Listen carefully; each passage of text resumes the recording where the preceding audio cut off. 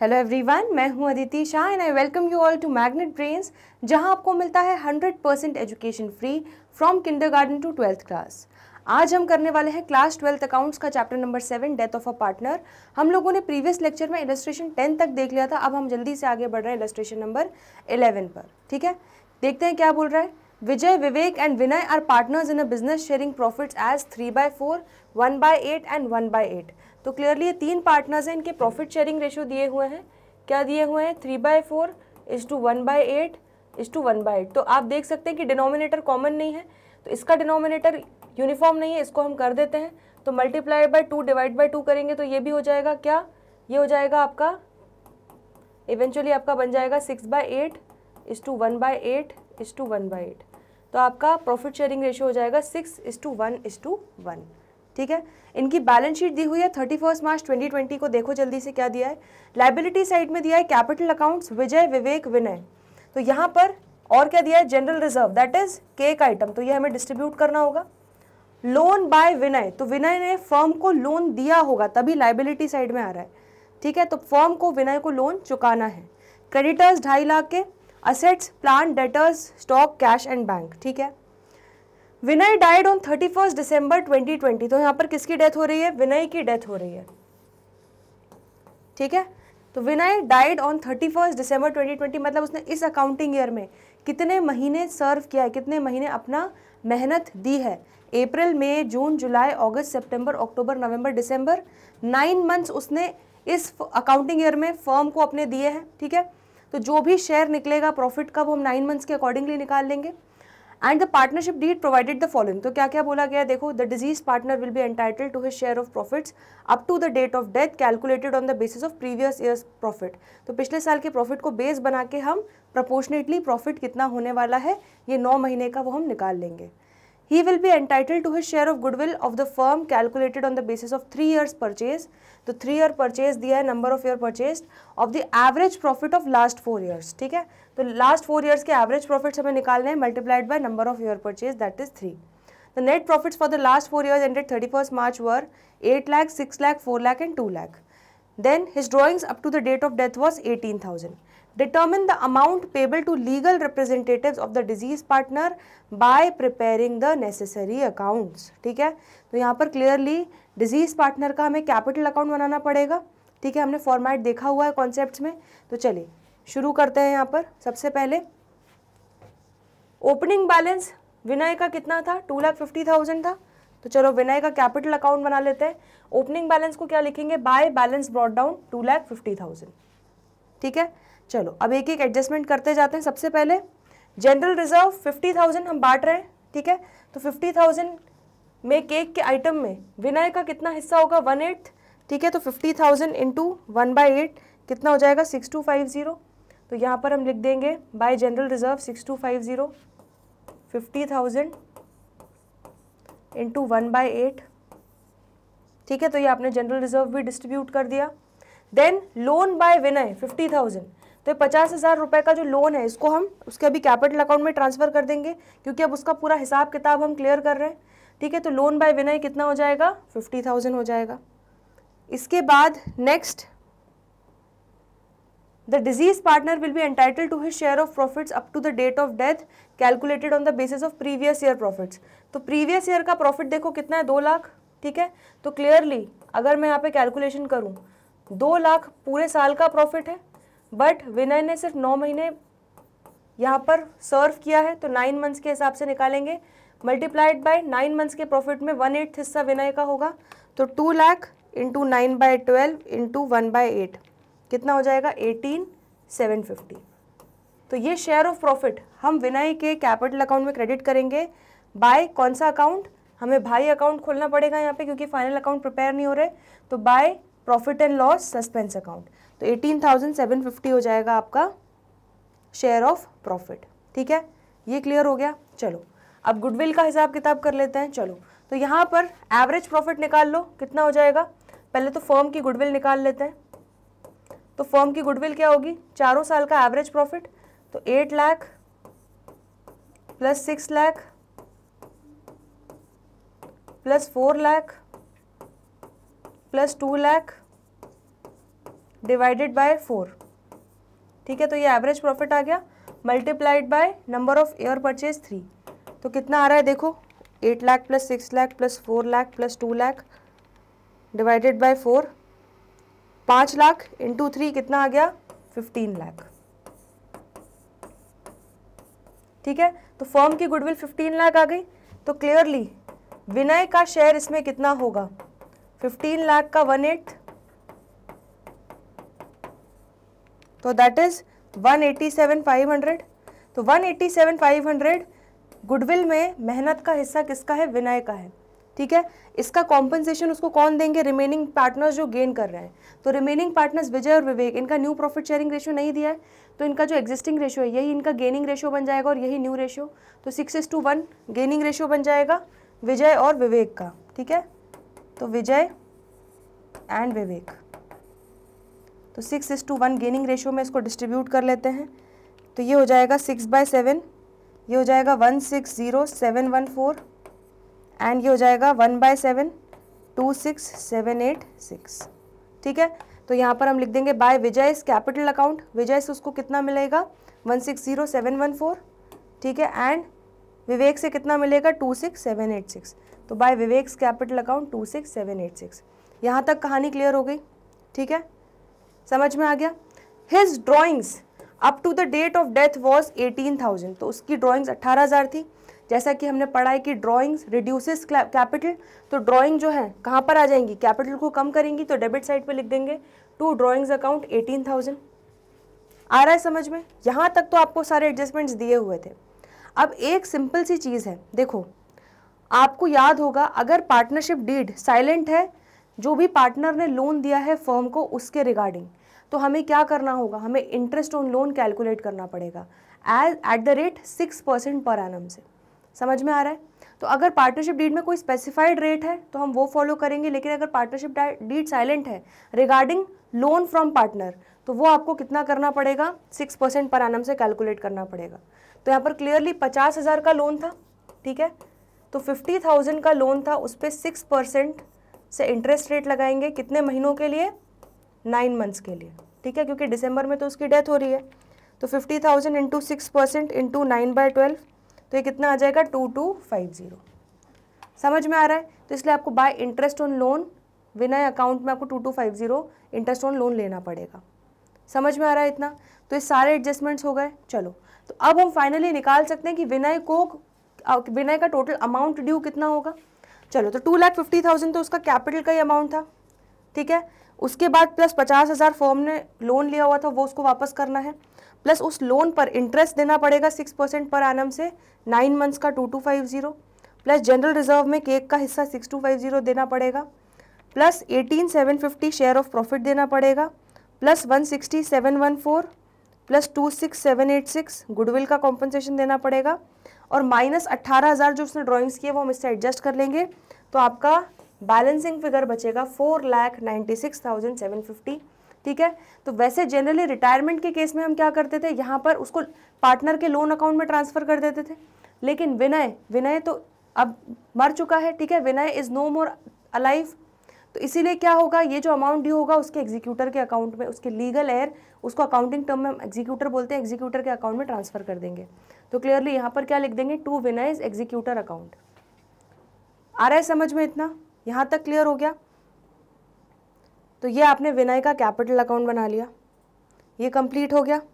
इसके बाद विनय का एग्जीक्यूटर अकाउंट में क्या आ जाएगा, देखो बिल्कुल लोन अकाउंट की तरह। विनय के एग्जीक्यूटर अकाउंट में 496,750 आएगा, जो अमाउंट ड्यू निकला है कहाँ से, बाय विनयस कैपिटल, ठीक है। तो आप विनय के कैपिटल अकाउंट से ये अमाउंट उठा के विनय के एग्जीक्यूटर अकाउंट में डाल रहे हो बेसिकली, ठीक है। और उसके बाद ये आपका आ जाएगा क्लोजिंग बैलेंस।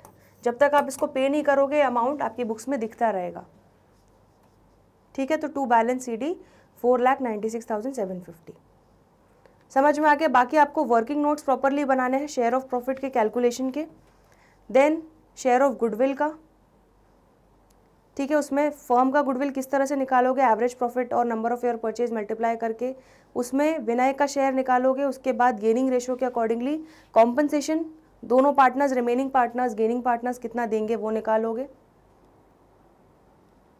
ठीक है। एंड यहाँ पर एक नोट ये ज़रूर डालना है, since there is no information of rate of interest on loan by Vinay, the provision of Indian partnership act 1932 will apply and Vinay will be paid interest on loan at the rate 6% per annum. ठीक है, तो ये आपका illustration complete होता है, इसमें कोई doubt हो तो पूछ लो। आगे बढ़ते हैं इलस्ट्रेशन 12 पर। A, B and C were partners sharing profits and losses in the ratio of 5:3:2। 3 partners थे, उनके प्रॉफिट शेयरिंग रेशियो दिए हुए हैं। On 31 March 2021 there balance sheet was as follows. तो बैलेंस शीट देखो क्या दिया है, लाइबिलिटी साइड पे तीनों के कैपिटल अकाउंट्स दिए हैं, इन्वेस्टमेंट फ्लक्चुएशन रिजर्व की गुल्लक दी है, वर्कमैन कॉम्पनसेशन रिजर्व की गुल्लक दी है एंड सन्ड्री क्रेडिटर्स दिए हैं। ठीक है, तो अगर इन्वेस्टमेंट्स में गिरावट नहीं आती है, पूरी की पूरी गुल्लक पार्टनर्स में बांट देंगे। ठीक है, वरना गिरावट को एडजस्ट करके फिर बांटेंगे। सिमिलरली वर्कमैन कॉम्पनसेशन रिजर्व की गुल्लक से अगर कोई क्लेम नहीं आता है वर्कर्स के द्वारा, तो वो हम एडजस्ट किए बिना फिर हमारा पूरी की पूरी गुल्लक पार्टनर्स में बांट देंगे। लेकिन अगर क्लेम आता है तो एडजस्ट करके फिर रिमेनिंग अमाउंट हम पार्टनर्स में बांटेंगे। ठीक है, असेट साइड पे देखो, असेट साइड पे गुडविल दिख रही है, तो ये आपको क्या करना पड़ेगा, राइट ऑफ करना पड़ेगा। Patents, machinery, investment, stock, debtors, loan to C. ठीक है, तो सी को लोन दिया है फर्म ने। Cash at bank, advertisement expenditure, कचरा आइटम। ठीक है, तो ये भी राइट ऑफ होगा। And profit and loss account year ended 31 March 2021, ये भी कचरा आइटम राइट ऑफ होगा। आ रहा है समझ में?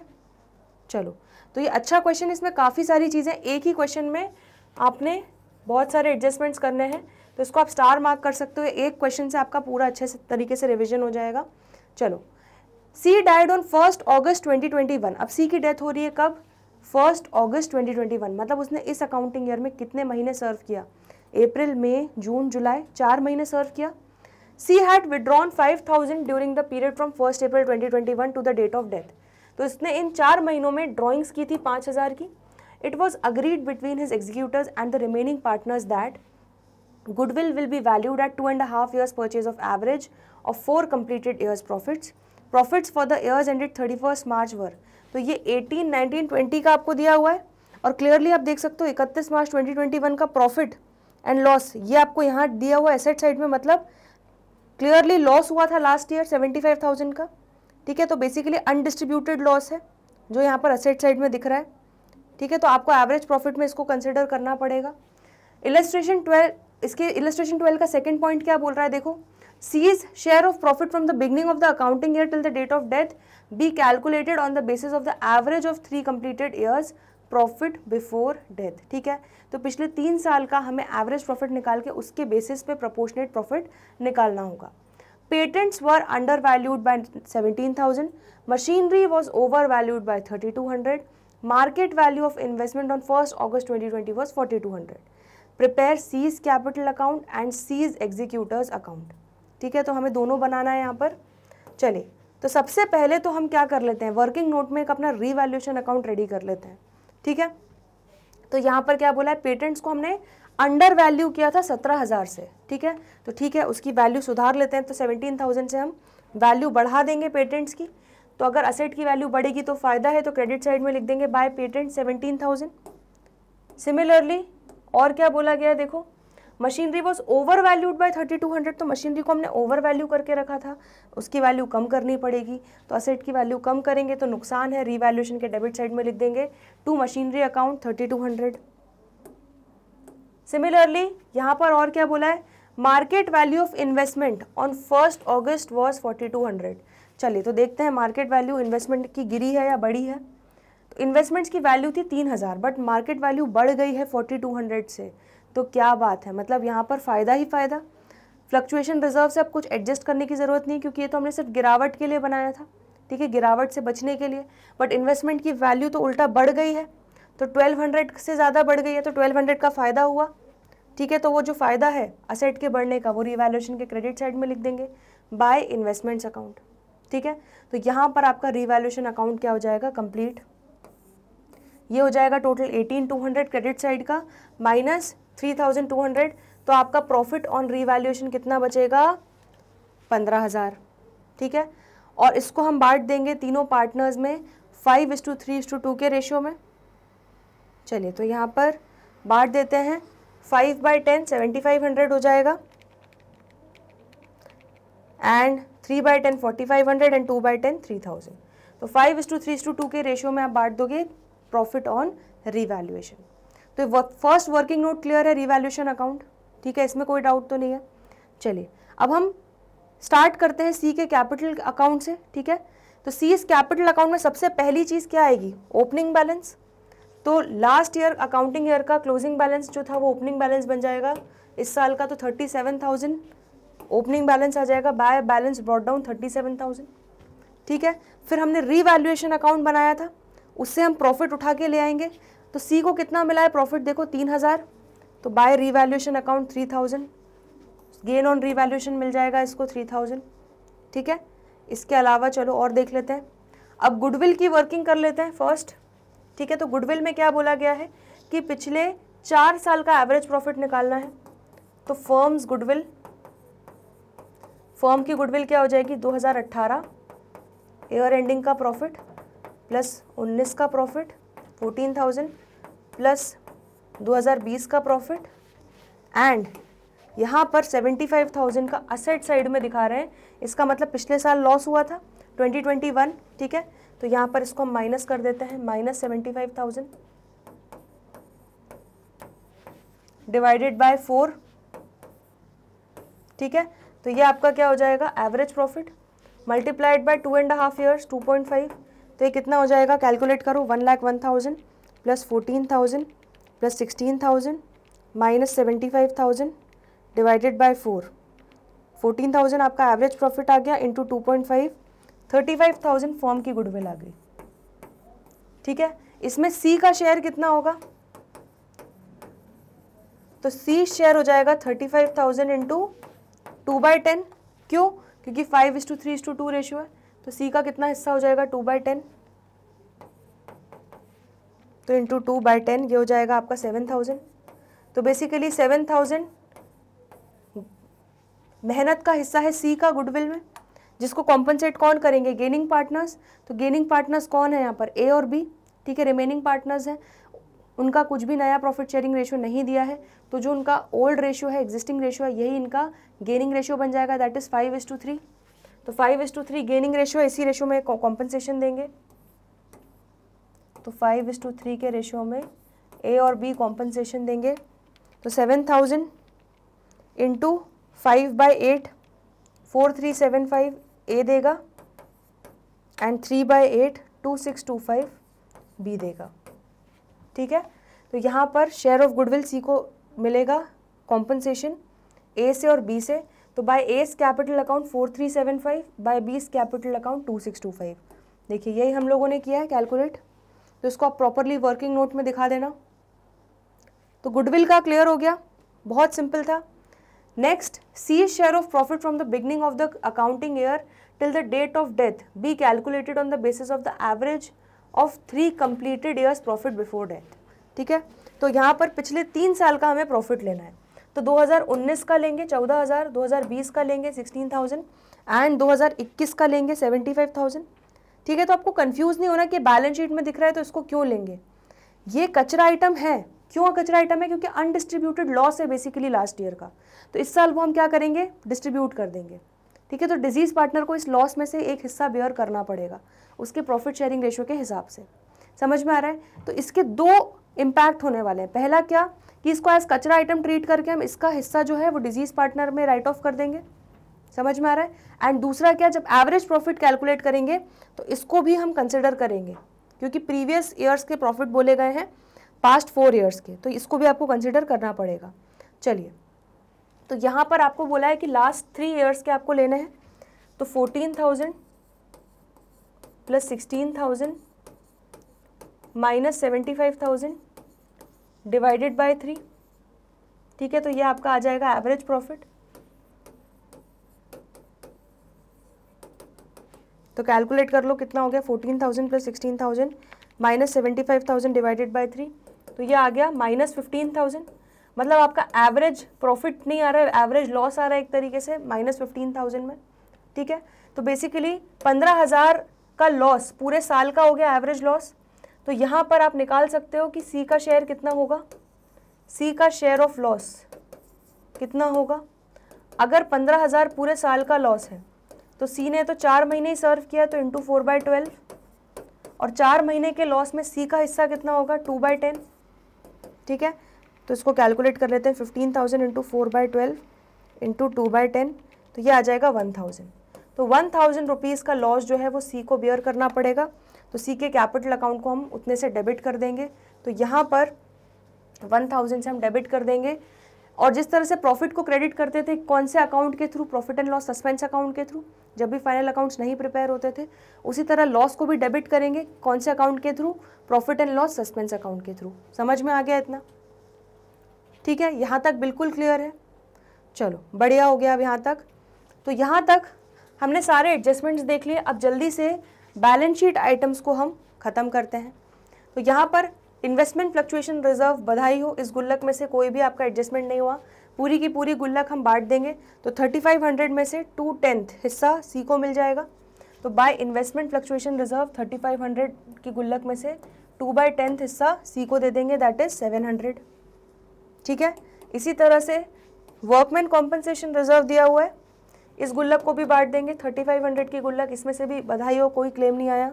तो 3500 की गुल्लक को बांटेंगे, उसमें से 2/10, अगेन 700 मिल जाएगा सी को फॉर वर्कमैन कॉम्पनसेशन रिजर्व।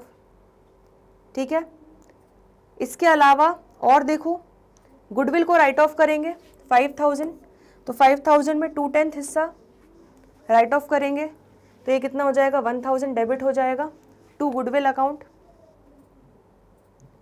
ठीक है, इसके अलावा नेक्स्ट लोन टू सी, तो फर्म ने 41,000 का लोन दिया है सी को, इस लोन को भी हम उसके कैपिटल अकाउंट में ट्रांसफ़र कर देंगे। तो 41,000 का लोन हमें रिकवर करना है सी से, तो लोन टू सी अकाउंट 41,000 हो जाएगा। ठीक है, इतना क्लियर हो रहा है? देन नेक्स्ट, इसके बाद एडवर्टीजमेंट एक्सपेंडिचर कचरा आइटम राइट ऑफ करेंगे 1,000, and profit and loss account कचरा आइटम राइट ऑफ करेंगे 75,000। चलो, तो यहाँ पर हम राइट ऑफ कर लेते हैं सबसे पहले एडवर्टीजमेंट एक्सपेंडिचर। ठीक है, 1,000 में 2/10 हिस्सा बेयर कौन करेगा? सी। ठीक है, तो ये कितना हो जाएगा? 200। Similarly profit and loss account का जो डेबिट बैलेंस दिख रहा है एसेट साइड पे, 75,000 में 2/10 हिस्सा 15,000 कौन बेयर करेगा? सी। ठीक है, जब इसको राइट ऑफ करेंगे तो लास्ट ईयर का जो लॉस था वो उनको हमने पार्टनर्स में डिस्ट्रीब्यूट नहीं किया था, अनडिस्ट्रीब्यूटेड था, इसलिए वो असेट साइड पे दिख रहा था। ठीक है, और इसीलिए अब हम इसको डिस्ट्रीब्यूट कर रहे हैं और सी को उसका लॉस का हिस्सा बेयर करना पड़ेगा। समझ में आ गया यहाँ तक? चलो, तो बैलेंस शीट के भी हमने सारे आइटम्स ले लिए। अब ध्यान से देख लो और कुछ बचा है क्या? हाँ, तो यहाँ पर आपको बोला है कि C had withdrawn 5,000 during the period from 1 April to the date of death. तो 5,000 रुपये की ड्रॉइंग्स हुई है, तो ड्राइंग्स कैपिटल को कम करती है, तो ड्राइंग्स को डेबिट साइड में दिखा देंगे, टू ड्राइंग्स अकाउंट 5,000। इस तरह से सारे एडजस्टमेंट हो चुके हैं। ठीक है, क्लियरली आप देख सकते हो कि डेबिट साइड आपका ग्रेटर आ रहा है, तो डेबिट साइड का टोटल लगाओ 5,000 plus 1,000 plus 15,000 plus 1,000 plus 200 plus 41,000, तो टोटल आपका आ गया 63,200। माइनस करेंगे credit side 37,000 minus 3,000 minus 4,375 minus 2,625 minus 700 तो आपका बैलेंसिंग फिगर इस बार यहाँ पर आ रहा है 14,800। ठीक है, इसका मतलब क्या हुआ?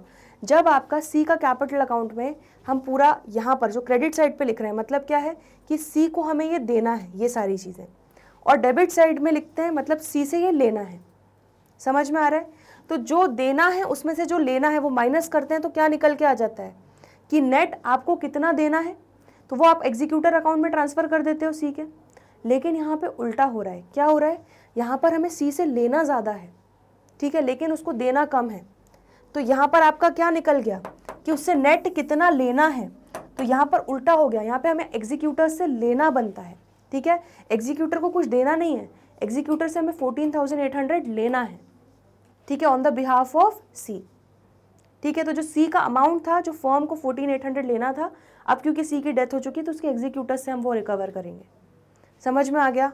तो जल्दी से देख लो, इस क्वेश्चन में बहुत सारे एडजस्टमेंट्स थे, एक ही क्वेश्चन में आपका काफ़ी सारे कॉन्सेप्ट्स कवर हो गए हैं। तो सी का कैपिटल अकाउंट क्लियर हो गया।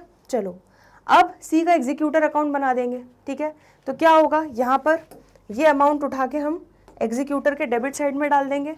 मतलब बेसिकली हम इस तरह से मान के चलेंगे कि हमने सी को लोन दिया था, वो हमें उससे लेना है, तो हम उसके एग्जीक्यूटर से रिकवर कर रहे हैं। तो टू सीज कैपिटल अकाउंट 14,800, तो बिल्कुल डेटर की तरह ट्रीट करना है इस अकाउंट को। तो 14,800 रुपये हमें लेना है, ठीक है, जो बनता था सी का। अब वो हमें मिल जाएगा, तो यहाँ पर क्या लिख देंगे, बाय बैंक अकाउंट 14,800। समझ में आ गया इतना? क्लियर हो गया इतना? तो एग्जीक्यूटर से 14,800 लेना था और वो हमें 14,800 मिल गया, ये हमने दिखा दिया। और ये बाकी अब वर्किंग नोट्स में क्या क्या दिखाओगे, रीवैल्यूएशन अकाउंट, पूरी गुडविल की वर्किंग दिखाओगे, ठीक है, पूरा प्रॉफिट एंड लॉस की वर्किंग दिखाओगे। तो जल्दी से देख लो, इस क्वेश्चन में कोई भी डाउट हो तो पूछ लो। आगे बढ़ रहे हैं अगले इलस्ट्रेशन पे, illustration 13। X, Y and Z were partners in a firm sharing profits in the ratio of 2:2:1। 3 partners हैं, उनके प्रॉफिट शेयरिंग रेशियो दिए हुए हैं। On 31 March 2021 there balance sheet was as follows. चलो तो बैलेंस शीट देखते हैं। लाइबिलिटी साइड पे दिया है creditors, bills payable, general reserve मतलब केक आइटम जो हमें डिस्ट्रीब्यूट करना होगा। कैपिटल अकाउंट्स दिए हुए हैं तीनों पार्टनर्स के। Cash at bank asset side पे दिया है stock, debtors, land and building. Profit and loss account, loss for the year ended 31 March 2021। तो बेसिकली आपको बैलेंस शीट में क्यों दिख रहा है, क्योंकि ये अनडिस्ट्रीब्यूटेड है, ठीक है, ये डिस्ट्रीब्यूट नहीं किया गया है जो मार्च 31 का लॉस था, ठीक है। ये डिस्ट्रीब्यूट कर दिया होता तो फिर ये यहाँ पर आपको असेट साइड में नहीं दिखता। समझ में आ रहा है? तो इस कचरा आइटम को हमें क्या करना पड़ेगा, राइट ऑफ करना पड़ेगा, डिस्ट्रीब्यूट करना पड़ेगा। क्लियर हो गया इतना? चलो, और कहीं ना कहीं मुझे ऐसा लग रहा है ये एवरेज प्रॉफिट में भी हमें कंसिडर करना पड़ेगा। चलो तो यहाँ पर हमें क्या बोला गया है, ध्यान से देखो। Y डाइड ऑन 30 जून 2021। अब किसकी डेथ हो रही है यहाँ पर, Y की डेथ हो रही है, और कब, 30 जून। मतलब उसने इस अकाउंटिंग ईयर में कितने महीने सर्व किया, अप्रैल मई जून, 3 महीने सर्व किया। Partnership deed provided for the following on the death of a partner. क्या क्या बोला है पार्टनरशिप डीड ने, देखो। Goodwill of the business was to be calculated on the basis of 2 times the average profit of past 5 years. तो पिछले 5 साल के प्रॉफिट का हमें एवरेज प्रॉफिट निकालना है और मल्टीप्लाइड बाय 2 करेंगे तो हमारा फर्म का गुडविल आ जाएगा। The profits for the years ended 31 March 2020, 31 March 2019, 31 March 2018 and 31 मार्च 2017 वर। तो देखो आपको 4 साल के ही प्रॉफिट दिए हैं, ठीक है। तो आपको 2017, 18, 19, 20 4 साल का प्रॉफिट दिया है। 2021 ईयर एंडेड आपका लॉस यहाँ पर दिया हुआ है। समझ में आ रहा है? तो आपको ये पांचों को कंसिडर करते हुए एवरेज प्रॉफिट निकालना पड़ेगा।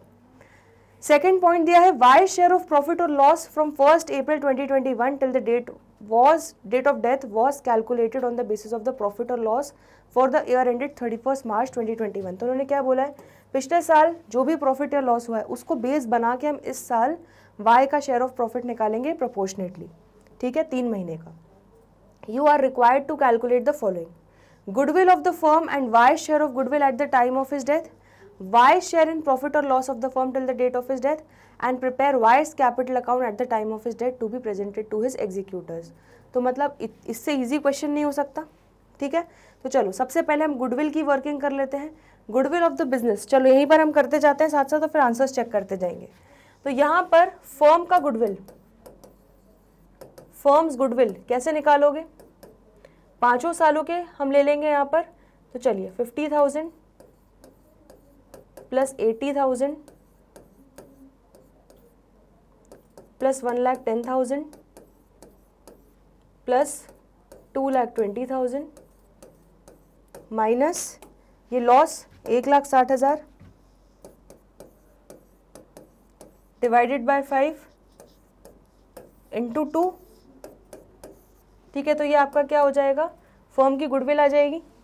चलिए तो 50,000 plus 80,000 plus 1,10,000 plus 2,20,000 minus 1,60,000 divided by 5, तो आपका 60,000 एवरेज प्रॉफिट आ गया, मल्टीप्लाइड बाय 2 दैट इज 1,20,000 आपकी फर्म की गुडविल आ गई, ठीक है। इसमें वाई का शेयर ऑफ गुडविल निकाल लेते हैं। तो वाई का शेयर ऑफ गुडविल कितना हो जाएगा, 1,20,000 अगर पूरे फर्म की गुडविल है। तो y का शेयर ऑफ प्रॉफिट देखो कितना है, 2/5, तो इंटू 2/5 कर देंगे। तो 48,000 वाई की मेहनत का हिस्सा होगा गुडविल में, जो उसको कॉम्पनसेट करेंगे रिमेनिंग पार्टनर्स एक्स और जेड। किस रेशियो में? उनका न्यू प्रॉफिट शेयरिंग रेशियो नहीं दिया तो एग्जिस्टिंग रेशियो ही उनका गेनिंग रेशियो बन जाएगा। तो 2:1 गेनिंग रेशियो है, ठीक है। तो 2:1 गेनिंग रेशियो है। इस रेशियो में एक्स और जेड उसको कॉम्पनसेट करेंगे। तो 2/3 जो है दैट इज 32,000 एक्स कॉम्पनसेशन देगा एंड 1/3 16,000 जेड कॉम्पनसेशन देगा, ठीक है। तो ये आपने पूरा गुडविल का कैलकुलेशन कर लिया। चलो, तो हमारा फर्स्ट पॉइंट हो गया goodwill of the firm and Y share of goodwill at the time of his death. चलिए, तो ये देख लेते हैं सोल्यूशन में। हमारा फर्स्ट पॉइंट, फर्म्स गुडविल हमारी देखो कितनी आ गई थी, 1,20,000 आ गई थी, और उसमें वाई का शेयर कितना आ गया, 48,000। और जिसको कौन कॉम्पनसेट करेंगे, एक्स और जेड कॉम्पनसेशन देंगे किस रेशियो में, उनके गेनिंग रेशियो में 2:1, ठीक है। तो ये बिल्कुल परफेक्टली हमारा कैलकुलेशन हो चुका है। चलो, वाई शेयर इन प्रॉफिट और loss at the time of the firm till the date of his death, ठीक है। तो वाई का शेयर ऑफ प्रॉफिट और लॉस निकालना है हमें on the basis of last year का प्रॉफिट या लॉस जो हुआ है। तो देखो क्लियरली आपको 2021 ईयर एंडेड लॉस दिया हुआ है, ठीक है, 1,60,000। तो 1,60,000 अगर पूरे साल का लॉस है, ठीक है, तो क्लियरली वाई ने इस साल कितना सर्व किया, 3 महीने। तो 3 महीने का लॉस कितना होगा, तो इसलिए मल्टीप्लाइड बाय 3/12 इनटू यहाँ पर कितना शेयर होगा इसमें, 3 महीने के लॉस में कितना शेयर बियर करना पड़ेगा वाई को, तो 2/5 करना पड़ेगा। तो चलो 1,60,000 इंटू 3/12 इंटू 2/5, तो ये हो जाएगा 16,000। तो 16,000 का लॉस बियर करना पड़ेगा किसको, वाई को। तो वाई का शेयर ऑफ लॉस आ जाएगा 16,000। तो यहाँ पर देखो यही आंसर आ रहा है, वाइज शेयर ऑफ लॉस 16,000। तो आपने ए और बी पार्ट कंप्लीट कर लिया। अब लास्ट पार्ट हम कर लेते हैं, prepare Y's capital account at the time of his death to be presented to his executors. तो बहुत ही आसान है, चलो जल्दी से आ जाते हैं। यहाँ पर सबसे पहले ओपनिंग बैलेंस ले लेते हैं, 3 लाख रुपए था last year accounting year and पे, ठीक है। तो इस साल ओपनिंग बैलेंस हो जाएगा by balance brought down 3 lakh. इसके बाद नेक्स्ट केक आइटम बांट देते हैं, जनरल रिजर्व 30,000। तो 30,000 में 2/5 हिस्सा किसका होगा, वाई का होगा। तो बाय जनरल रिजर्व 30,000 इंटू 2/5 कितना हो जाएगा, 12,000, ठीक है। गुडविल का कॉम्पनसेशन देंगे उसको कौन, एक्स और जेड। तो एक्स कितना देगा, हमने निकाला था 32,000 एक्स देगा और जेड 16,000। तो बाय एक्सेस कैपिटल अकाउंट कितना आ जाएगा, 32,000। बाय जेड्स कैपिटल अकाउंट आ जाएगा कितना, 16,000। तो गुडविल का कॉम्पनसेशन भी दे दिया। फिर उसका शेयर इन लॉस जो होगा उतने अमाउंट से उसका कैपिटल अकाउंट को हम डेबिट करेंगे, और कौन से अकाउंट के थ्रू करेंगे, profit and loss suspense account. तो to profit and loss suspense account 16,000 हो जाएगा, ठीक है। इसके अलावा आपका बैलेंस शीट में देखो और क्या बचा है, ये कचरा आइटम राइट ऑफ करना है। तो 1,60,000 में 2/5 हिस्सा, ठीक है, किसका होगा, किसको बेयर करना पड़ेगा, वाई को। तो ये आ जाएगा 64,000। तो इस तरह से आपका कैपिटल अकाउंट पूरा बन गया। चलो, तो यहाँ पर निकाल लेते हैं, वाई को 3 लाख रुपए कैपिटल का देना है, उसका कैपिटल वापस करना होगा, plus general reserve cake item में 12,000 उसका हिस्सा होगा, प्लस 32,000 प्लस 16,000 गुडविल का कॉम्पनसेशन होगा, माइनस 64,000 का लास्ट ईयर का जो लॉस था उसमें उसका हिस्सा था, ठीक है, माइनस 16,000 जो इस अकाउंटिंग ईयर का अभी तक का लॉस हम मान के चल रहे हैं उसमें उसका शेयर है, ठीक है। तो आपका नेट अमाउंट कितना आ गया, 2,80,000। तो 2,80,000 अमाउंट ड्यू टू वाई है जो उसके एग्जीक्यूटर्स अकाउंट में हम भेज देंगे। समझ में आ गया। तो बस इतनी सी कहानी थी इलस्ट्रेशन 13 की। बहुत सिंपल क्वेश्चन था, कोई डाउट हो तो जल्दी से पूछ लो। चलिए, तो आई होप आपको अच्छे से हमने आज जो इलस्ट्रेशंस डिस्कस किए हैं डेथ ऑफ अ पार्टनर के समझ में आए हैं, किस तरह से आपको डिजीज्ड पार्टनर का कैपिटल अकाउंट बनाना है, उसमें सारे एडजस्टमेंट्स के बाद किस तरह से आपको अमाउंट ड्यू टू एग्जीक्यूटर निकालना होगा, ठीक है। तो बहुत सिंपल था। इसमें कोई भी डाउट हो, दिक्कत हो, परेशानी हो तो कमेंट सेक्शन में लिखना ना भूले। आज के लिए इतना ही, बाकी के इलस्ट्रेशंस करेंगे आने वाले अगले लेक्चर्स में। तो जल्दी मिलते हैं ब्रेक के बाद। देखते रहिए Magnet Brains, stay tuned, good bye.